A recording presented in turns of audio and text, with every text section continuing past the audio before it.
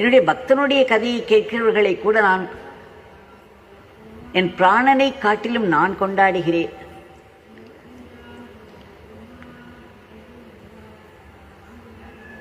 என் பக்தனை கொண்டாடுபவர்களை நான் கொண்டாடுகிறேன்.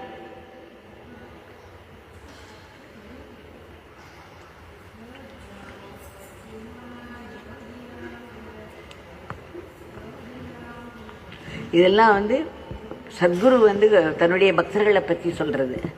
இப்போ ஸ்ரீ குரு வணக்கம். ஒருவன் ஸ்ரீ குருவை நினைத்த மாத்திரத்தில் அவன் சகல வித்யைகளுக்கும் அதிஷ்டானமாக ஆகிவிடுகிறான். அவனுக்கு கவிதை செய்யும் சாமர்த்தியமே ஏற்பட்டு விடுகிறது. சகல சாஸ்திரங்களும் அவன் நாக்கில் குடியேறிவிடும்.